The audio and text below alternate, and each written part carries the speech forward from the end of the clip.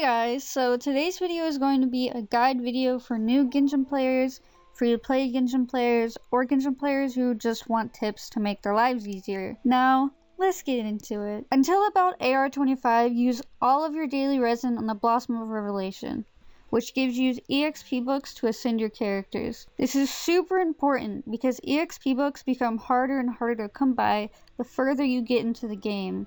It can really give you a head start on the game and ascending your characters. A mistake I made when I first started playing the game was not using my resin, which is such a big waste. Resin will become super important to you later in the game, and you won't be able to use it on things that you previously should have. So it's a good idea to start early while you can. Start leveling up talents around AR 15 to AR 20. So I would say the next most important thing other than ascending your characters are ascending their talents, which makes their attacks much more powerful and can even add new attributes to them. They can be a bit hard to level up considering they all take a ton of different materials, and you may have to spend resin to level them up, but it's totally worth it in the end. Farm teleport waypoints and statues for Primo gems. So most of you probably already know this, but unlocking teleport waypoints or a statue of the 7 gets you 5 Primo gems. There's 73 teleport waypoints and 10 statues of the 7, so unlocking all of them equals 415 Primo gems. It also just helps as a much easier way to get around the map.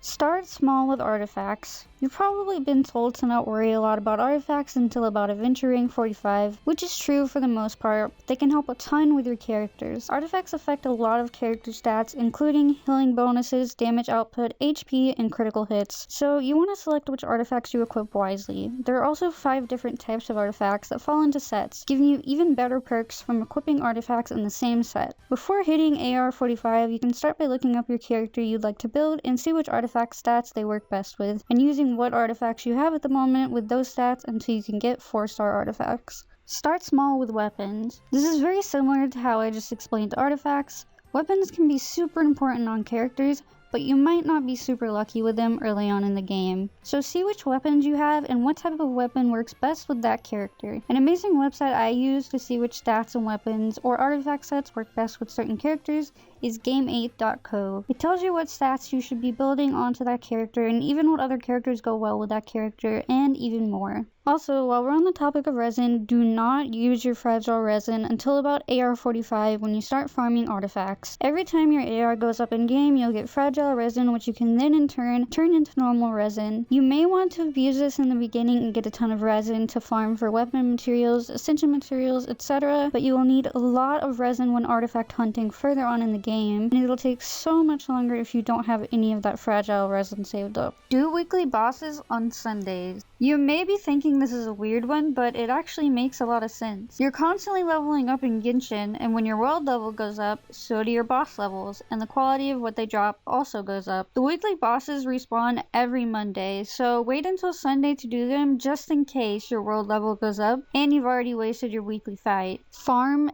everything you see from the beginning of the game. So when you start the game, you might not think to do this, and I can totally understand that because I didn't either.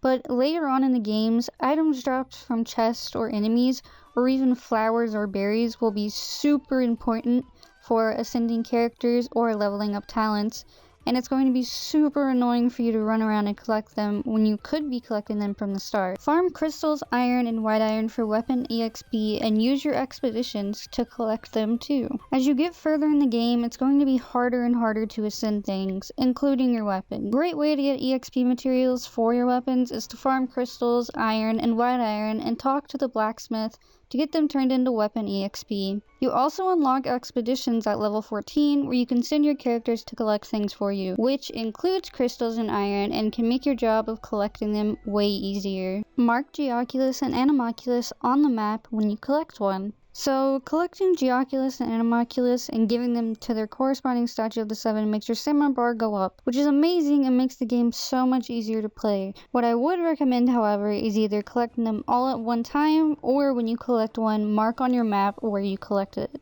There are 65 Animalculus and 131 Geoculus. When collecting them, I suggest using the interactive map you can find online to mark down the ones you've already collected and find the ones that you haven't yet. Believe me, it's a huge pain when you're going to collect all of them and you can't figure out which one you're missing, so you have to run through every location again. Stardust and Star Glitter. When you make wishes, you get Star Glitter, which you can use to buy things in the shop, like 5 of each type of fate every month, EXP books, and weapon EXP ascension materials, and more. If you make a wish that's 4 or 5 stars and it's something you've already gotten, you'll get Stardust, which you can use to buy higher quality things in the shop. For example, every month there are 2 different characters you can get for 34 Stardust. So if you want to get some constellations or a guaranteed character, this is a great way to do so. Understand and use elemental reactions. Elemental reactions will make your life in Genshin so much easier if you understand it and how to apply it to your game. Elemental reaction damage can be increased by the elemental mastery of the character causing the reaction. The in-game interface shows the damage bonus provided by the character's current elemental mastery. This bonus will be applied in different ways depending on the type of reaction. If you're not taking advantage of elemental reactions in game, you're losing out on a ton of damage that can really help you progress in the game, especially in the Spiral Abyss. I would recommend watching a YouTube video that explains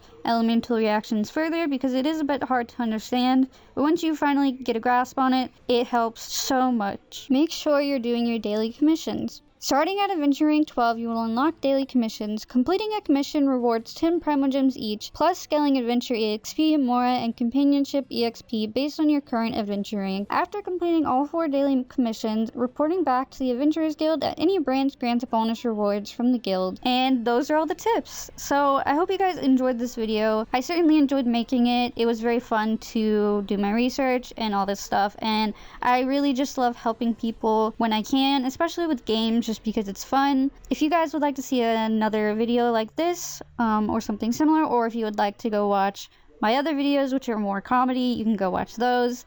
I upload new videos every week. I hope you enjoyed this video. Don't forget to leave a like, comment, and subscribe, and hit that bell button for notification every time I upload. Thank you for watching. Bye!